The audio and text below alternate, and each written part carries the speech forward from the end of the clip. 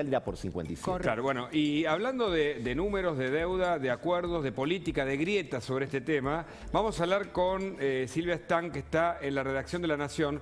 ¿Por qué hay impuestos mal cobrados en la Argentina? ¿Cómo estás? Gracias por este contacto. Hola Hugo, ¿cómo estás? Un gusto. Bien, contanos, los impuestos mal cobrados. Bueno, hoy hay una nota publicada en la web de La Nación, hecha acá en la redacción de La Nación, sobre por qué se considera, por qué muchos economistas o tributaristas consideran que está mal cobrado el impuesto a los bienes personales. Recordás que es un impuesto que tuvo mucha polémica en las últimas semanas, fines de 2021, por el tema de cuál es la base imponible, a partir de qué patrimonio se paga. Pero más allá de eso, que fue la discusión coyuntural y que se dio, como en muchos casos pasa, con estas discusiones de último momento y todo a los apurones, porque estaba por llegar el 31 de diciembre, el impuesto va acumulando distorsiones que no son nuevas, que llevan ya muchos años y nunca llega a la discusión de fondo. ¿Cuál es la distorsión principal que te señalan economistas y tributaristas? Bueno, que no podés descontar las deudas que tengas. Ah, claro. Cuando vos tenés un impuesto sobre el patrimonio, esto se ve bastante leyendo informes internacionales que hablan del impuesto sobre el patrimonio neto. Bueno, acá en la Argentina no es así, es sobre patrimonio bruto, porque si vos tomaste un crédito, por ejemplo, para comprar el auto va a estar grabado, o sea, los pesos, el dinero que pusiste para poder adquirirlo va a estar sujeto al impuesto, pero no se va a descontar que en realidad vos tenés que pagar ese dinero, que todavía el auto no es enteramente tuyo porque por ahí lo compraste con un crédito. Claro. Y esa es la principal distorsión que se marca de este impuesto. Después hay otras que tienen que ver con el tema de cómo se evalúan los bienes, sobre todo en un contexto tan cambiante y de tantas modificaciones en el tipo de cambio. Las famosas declaraciones juradas, ¿no? Exacto, la famosa Evaluación fiscal declaración jurada. versus evaluación real. Exacto, que tiene que ver básicamente eso con los inmuebles. Claro. Y que también difiere mucho según en qué jurisdicción del país estés.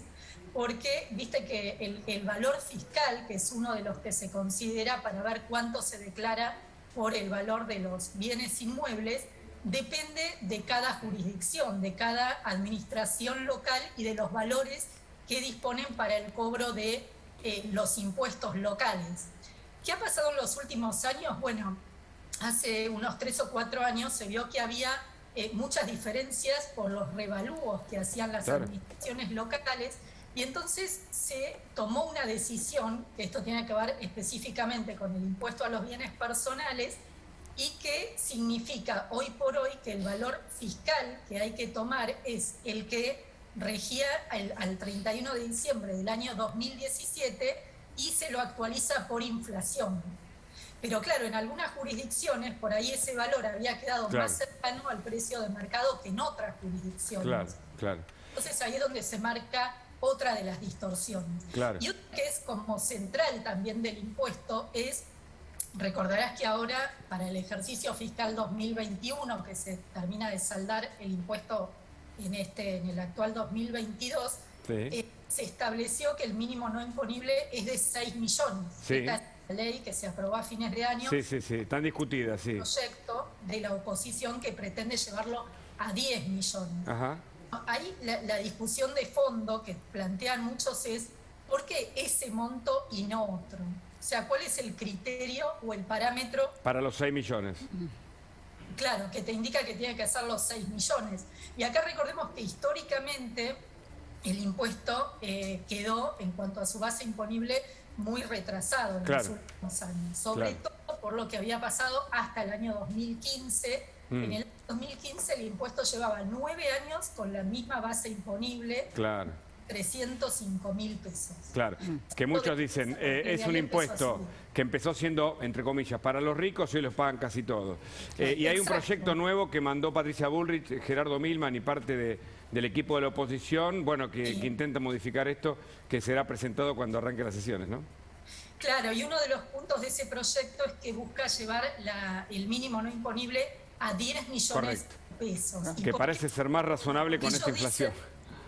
¿Cómo? Parece ser más razonable con esta inflación que hay, ¿no? Por supuesto. Exacto. Y otra razonabilidad, según el argumento de los diputados que lo presentan, es que esos 10 millones de pesos serían más o menos el equivalente a los $100.000. Claro, iniciales.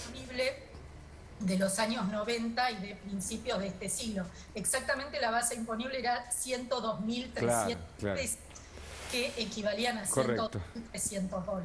Y digo que ahora sería equivalente porque para la declaración jurada de este impuesto se tiene en cuenta el valor del dólar oficial. Correcto. Sin impuestos, ¿no? O sea, es un valor cercano a unos 100, 105 pesos. Más Clarísimo. Silvia, muchísimas gracias. Completo informe. Un abrazo. De nada, Hugo, muchas gracias. Hasta